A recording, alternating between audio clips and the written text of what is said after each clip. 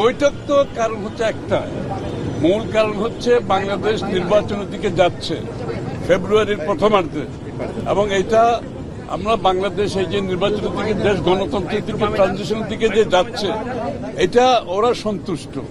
ওরা চায় বাংলাদেশ যত তাড়াতাড়ি সম্ভব গণতন্ত্রের পথে চলুক এবং ট্রানজিশন করে একটি গণতান্ত্রিক প্রক্রিয়ার মধ্যে ফিরে আসুক।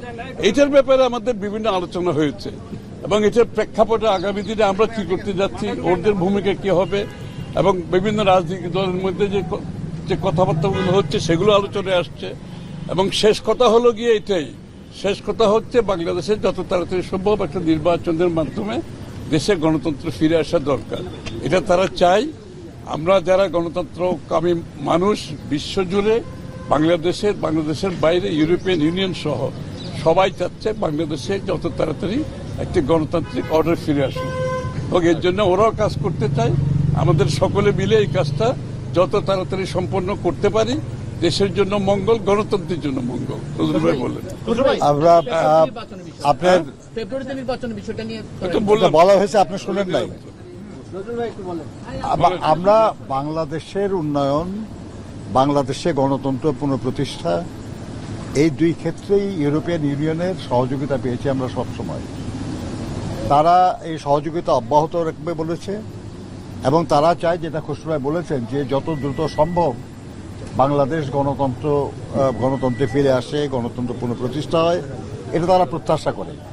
আমরা তাদেরকে গণতন্ত্র সংহতকরণের সহযোগিতার পাশাপাশি বাংলাদেশে বাণিজ্য ক্ষেত্রে ইউরোপিয়ান ইউনিয়নের সহযোগিতা আরও বৃদ্ধি পাবে, এটা আমরা তাদেরকে অনুরোধ করেছি।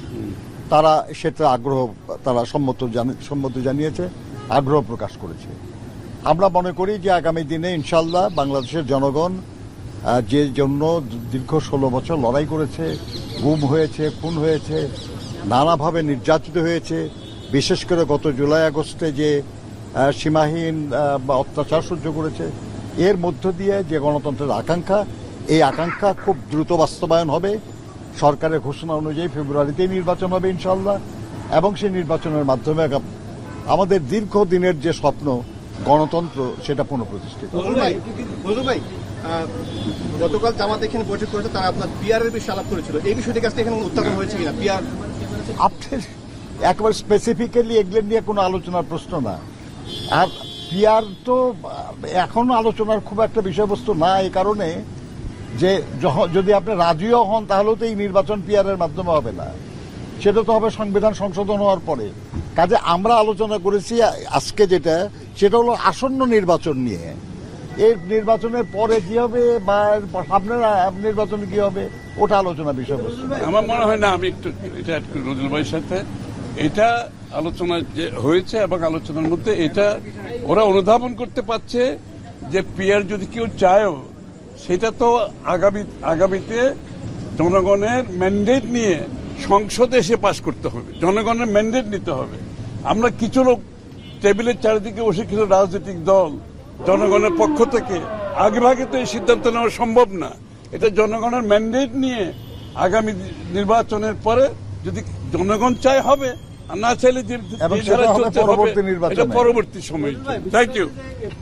কথা বলে এক ধরনের কিন্তু কর্মসূচি দেওয়া হয়েছে, যদি বাইরে এটা তো এখানে কোনো ইস্যু না। শুনে দেখলেন না, আমরা দীর্ঘদিনে আন্দোলনে একসাথে করেছি, একজন আরেকজনের বিরুদ্ধে কিছু বলতে চাচ্ছি না, আমরা এটা বলতে চাচ্ছি না। কিন্তু কবে আমরা পিআরের আলোচনা শুরু করলাম, কে কবে পিআরের দাবিতে আন্দোলন সংগ্রাম করেছে? এই যে জুলাই আগস্টের আন্দোলন হলো, সেখানে দাবির মধ্যে কি পিআর ছিল? এটা একটা নতুন দাবি নিয়ে নির্বাচন সামনে, এই সময় এরকম আন্দোলন বা এরকম ধরনের কথাবার্তা, আমরা মনে করি তারা বুঝতে পারবেন তাদের কি করা উচিত, এবং তারা নির্বাচনকে সুষ্ঠুভাবে সম্পাদনের ব্যাপারে সহযোগিতা করবে। ধন্যবাদ।